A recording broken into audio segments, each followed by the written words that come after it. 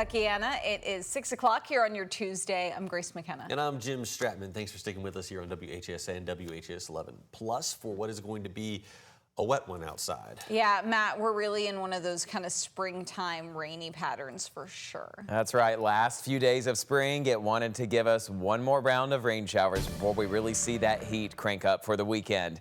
So far, we've got a cloudy start to our morning here in downtown Louisville. Temperatures at 73 degrees. Very muggy out there, though. Dew points in the upper 60s.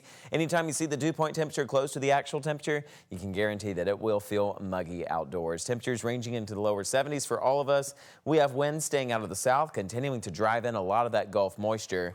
70 for you folks near Paoli, 72 in Seymour, 70 for you guys near Hodgenville, 70 for you guys near Shepherdsville. Satellite and radar continues to show those clouds building in our skies and a few small isolated showers farther off towards our south.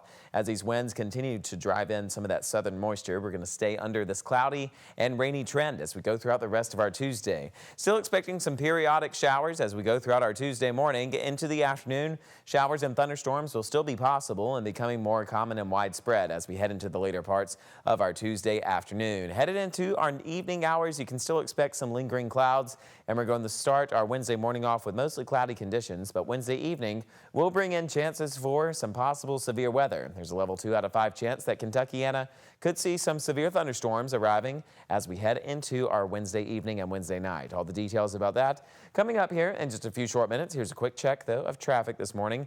A little bit of a holdup out there on I-71. This is closer towards the exit 5. This is if you're headed southbound near exit 5, there's a stalled vehicle. Also, the right-hand shoulder on the Watterson is blocked due to a stalled vehicle near exit 17. If that's part of your morning commute, keep that in mind. Everywhere else, good to go. Grace, Jim. Thank you very much, Matt.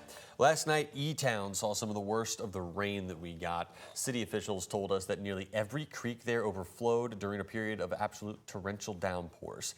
Flash flooding happened throughout the city. Elizabethtown police had to close down several stretches of roadway due to the high water, and first responders were making runs throughout the night.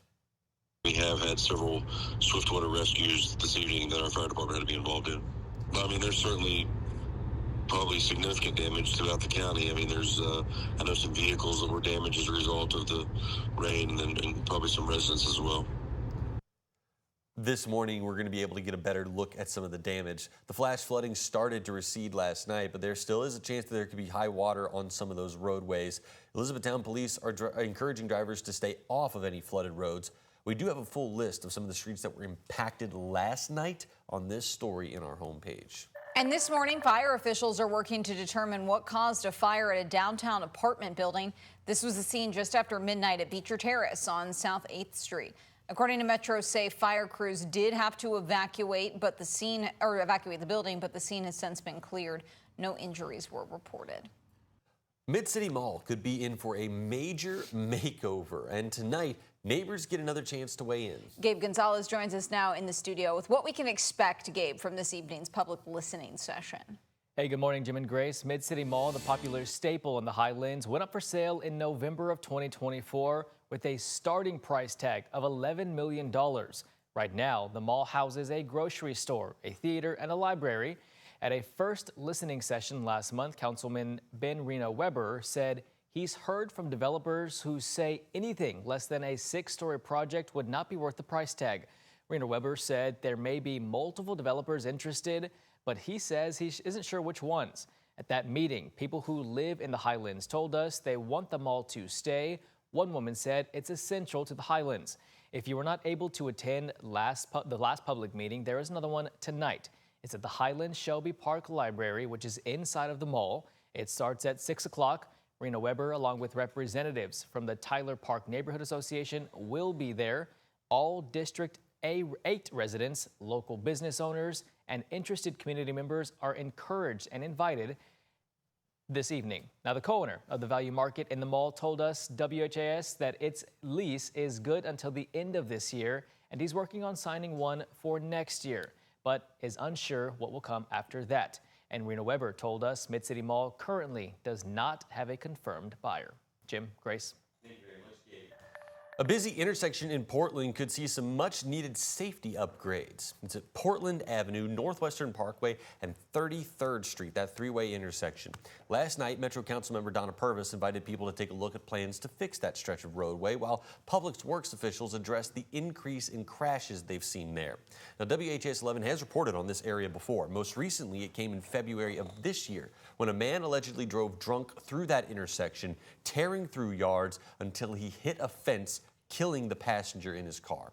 The proposed plans include adding bike lanes to narrow the streets, making the streets two ways, or adding street parking on either side. City officials say part of Northwestern Parkway is owned by the state, so KYTC will have a say in whatever changes need to be made. Some residents feel the whole process will take too long and they need help now. Recently, a car came up on the sidewalk, hit my embankment, went airborne in the air and landed next to a tree, 3 doors down. And he survived. It was a miracle. Northwestern Parkway, part of it is a state road. And I know they have to get the state's input. But if that's the case, then the state needs to come to our next meeting and explain what we can and what we cannot do. Public Works said that they will follow up with the public's input here in the next 2 to 3 months, and they do hope that a KYTC representative will also be there to answer any questions at that point. All new this morning, Metro Council's Budget Committee has signed off on TARK's proposed $115 million budget. At a meeting last night, the Transit Authority says it's working to stay on track after facing a massive financial shortfall. TARK officials told city leaders they're recovering from a $30 million budget gap and are focusing on the basics: reliable routes and on-time service. If you say you're going to be on time, be on time. If you say you're going to put a route out there. When I look at on-time performance, we were trending at 67% of the time. We have increased that to 78 now. Executive Director Ozzie Gibson said no major cuts are planned this fall, though small adjustments may be coming. The agency is also considering its first fare increase in over a decade as it looks for every possible way to stay on budget. Metro Council is expected to vote on the city's 2025-2026 fiscal plan on June 26th. Former U of L basketball star Russ Smith has pleaded not guilty to DUI and reckless driving charges. Smith was not in court, but his attorney Steve Romines entered his plea on his behalf yesterday. Smith was arrested back on June 8th in the Highlands after police say he made an illegal U-turn, entered a crosswalk, and was driving with expired plates. Smith is currently out on bond and is expected back in court on August 12th. Matt, coming over to you. What's one thing we need to know?